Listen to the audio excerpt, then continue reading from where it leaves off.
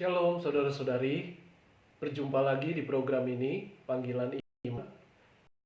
Akan melanjutkan kembali bagian kedua mengenai dirimu berharga karena Tuhan Yesus Kristus. Percayalah engkau berharga, ya sangat berharga. Apa alasannya? Berharga di dalam Kristus adalah ketika kita hidup dalam kebenaran firman Tuhan. Apapun latar belakang kita, jika kita sungguh-sungguh kembali kepada Tuhan, pasti Tuhan akan membawa kita dalam tujuan dan kehendak Tuhan melalui kebenaran firman Tuhan yang selalu kita baca. Ini dia Alkitab.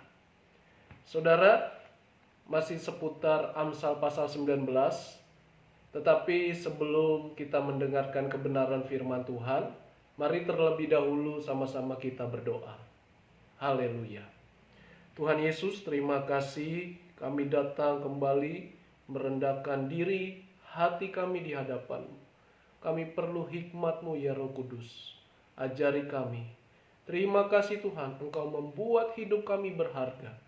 Biarlah kami yang mendengarkan dari YouTube ini, kami ditolong Tuhan, diberikan hikmat dan diberkati oleh Tuhan. Dalam nama Yesus. Haleluya. Amin. Amin, saudara.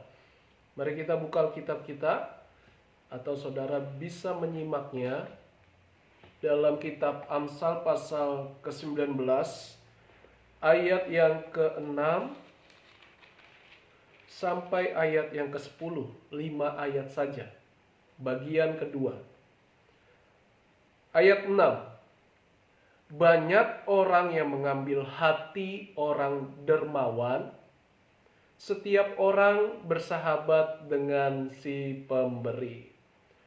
Amsal berbicara tentang hikmat Tuhan atau orang yang takut akan Tuhan.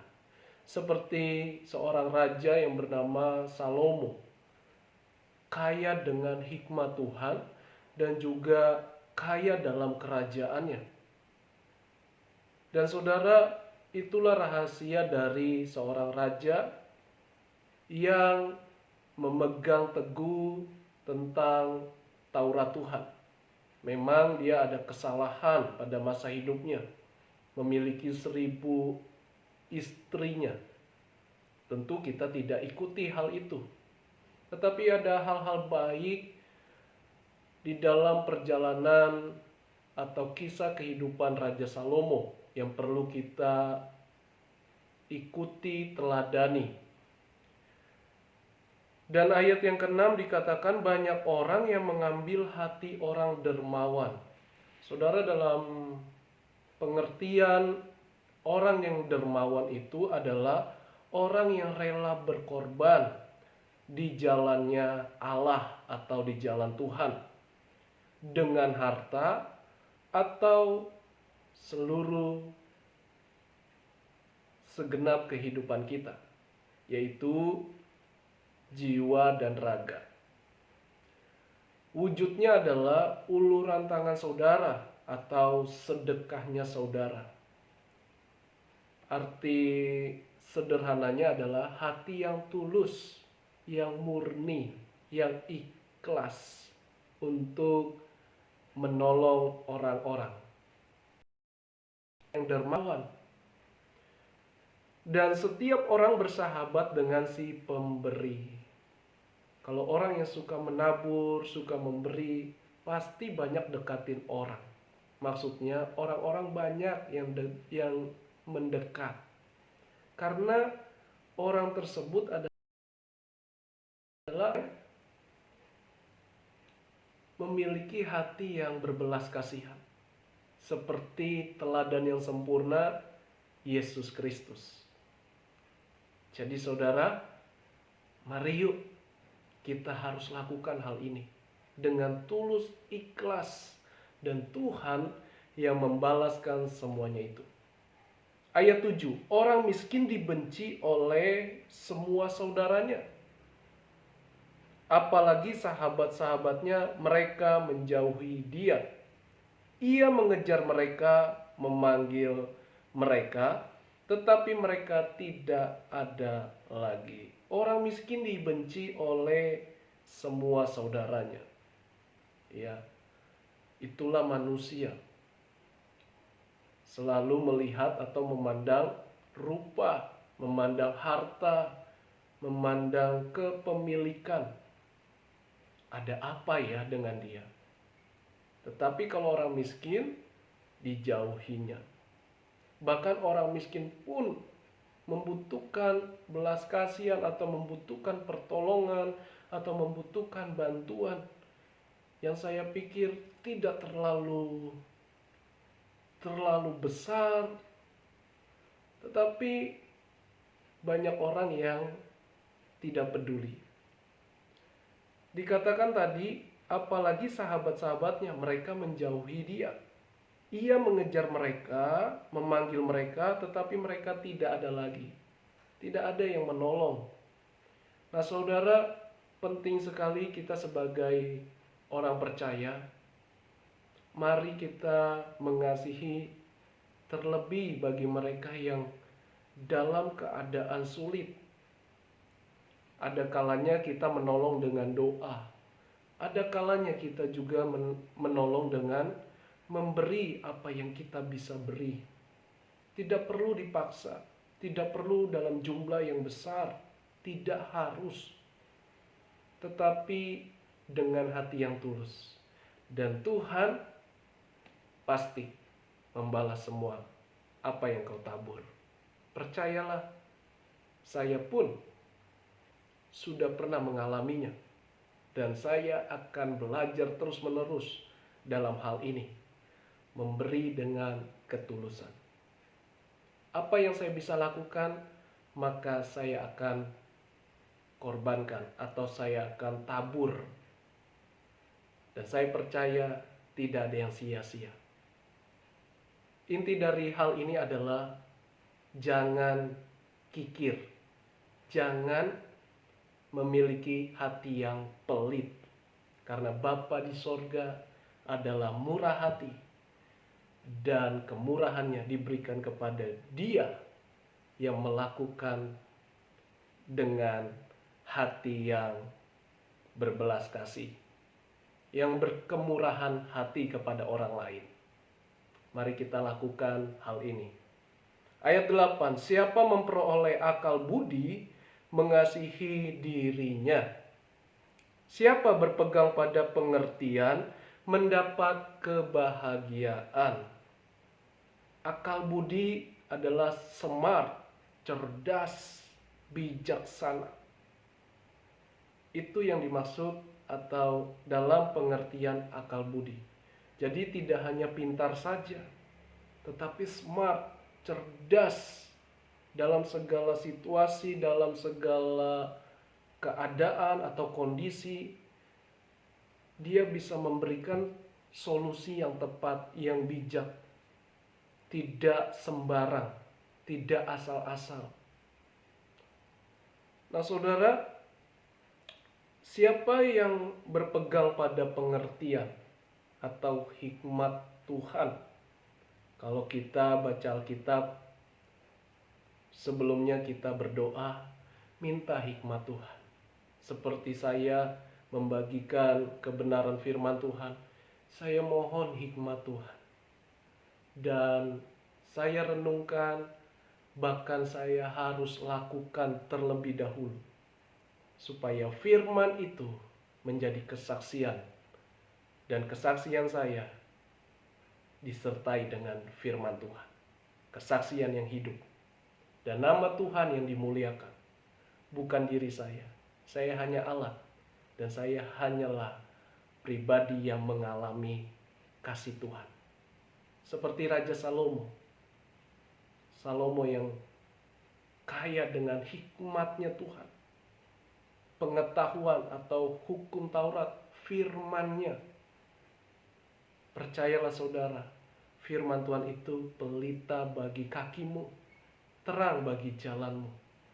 Apapun masalah yang berat, jalanmu pasti diberikan Tuhan kemudahan, atau kelancaran, atau jalan terbuka, sehingga engkau bisa melewatinya. Ingatlah bahwa masalah yang engkau hadapi, Tuhan tidak buat engkau lompati masalah itu. Tidak. Tetapi Tuhan percayakan engkau, ketika ada masalah yang besar, engkau bisa melewatinya. Sebab bagi Tuhan tidak ada yang mustahil. Jadi saudara, jangan mudah menyerah. Jangan mudah putus asa. Masih ada Tuhan di tengah-tengah kehidupan. Karena jelas Alkitab berkata, siapa berpegang pada pengertian, pada perintah Allah, pada firman-Nya. Karena firman ini bukan hanya tulisan biasa, pembacaan biasa, seperti kita baca majalah, baca koran, atau baca yang lainnya. Hanya sebatas pengertian di pikiran.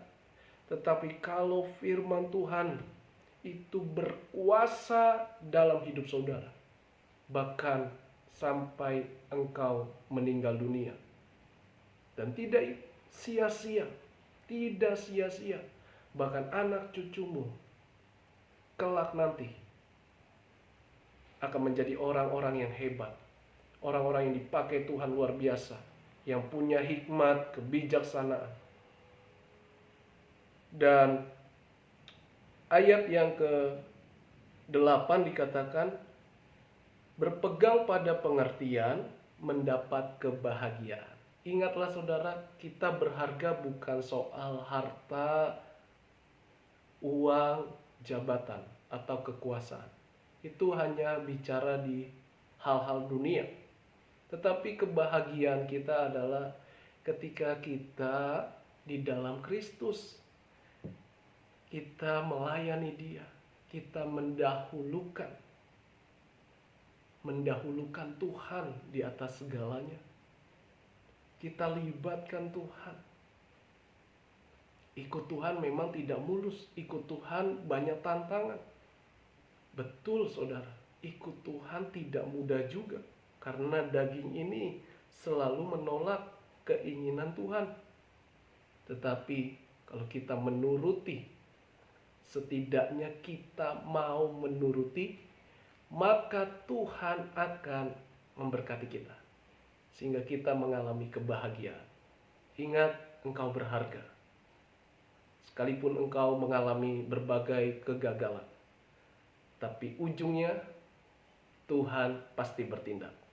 Tetap libatkan Tuhan dalam segala persoalanmu.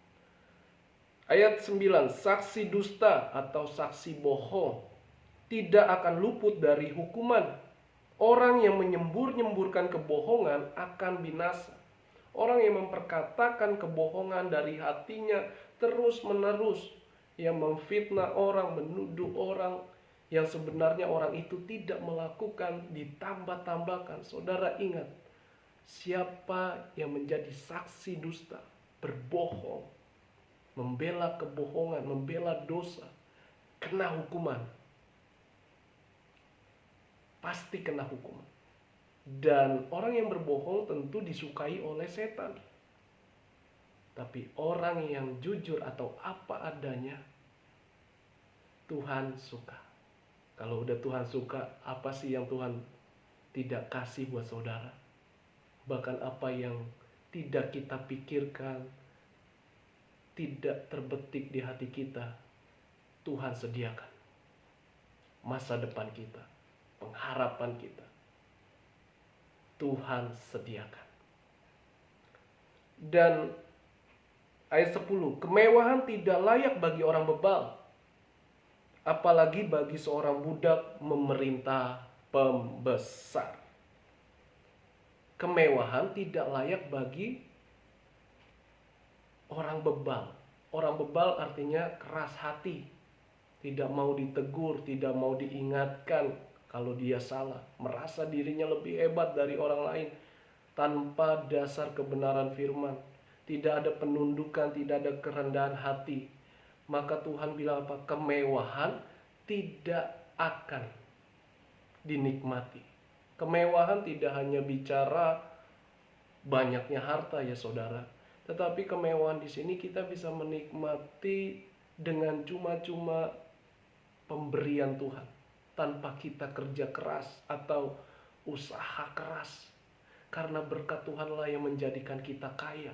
Susah payah tidak akan dapat menambahinya. Tidak pernah puas. Kayaknya sia-sia. Tapi kalau udah berkat Tuhan, apa saja kita bisa menikmatinya. Dengan ucapan syukur, dengan mengingat anugerah Tuhan. Maka dari itu engkau berharga. Berhargamu karena ada Tuhan. Jangan selalu tepuk dada, oh karena saya hebat, karena saya terkenal atau bisa melakukan hal ini, hal itu. Semua karena Tuhan Yesus. Hidupmu karena Tuhan Yesus. Hidup saya karena Tuhan Yesus. Kemewahan tidak layak bagi orang bebal, apalagi bagi seorang budak memerintah pembesar. Tidak akan mungkin, ya. Budak tetap budak. Budak dosa akan terus dipakai oleh setan menjadi budak dosa. Tapi kata Alkitab, hamba atau budak, hamba Allah, kita adalah budaknya Tuhan.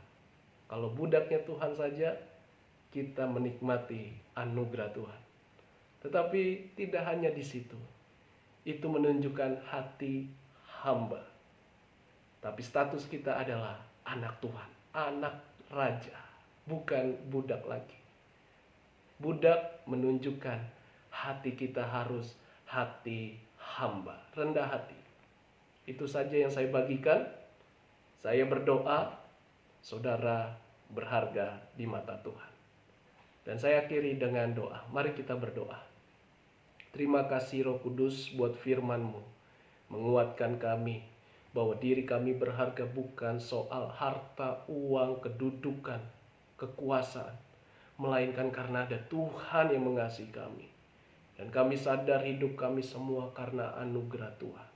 Mampukan kami, tuntun kami selalu, apapun yang kami hadapi ya Tuhan, sesulit apapun, di dalam Yesus selalu ada jalan keluar. Tuhan pasti buka jalan, mempermudah hidup kami. Terima kasih Tuhan, bagimu tidak ada yang mustahil. Kami yang mendengar firman-Mu semakin dikuatkan, karena kami berharga di mata Tuhan. Terima kasih Tuhan Yesus, dalam nama Yesus, haleluya. Puji Tuhan saudara, percayalah firman Tuhan akan membangkitkan iman saudara, menghidupkan saudara, roh, jiwa, dan tubuh saudara, sehingga saudara menjadi orang yang selalu berharga di dalam Tuhan. Dan dukung selalu dengan klik like, comment, subscribe, dan share melalui handphone saudara, supaya nama Tuhan dimuliakan dan banyak orang mengalami kasih Tuhan Yesus. Itu saja pesan saya. Tuhan Yesus memberkati. Dan selanjutnya bagian ketiga, saya akan buat lagi tentang hidup yang berharga di dalam Tuhan, karena Tuhan. Sampai di sini, Tuhan Yesus memberkati. Shalom.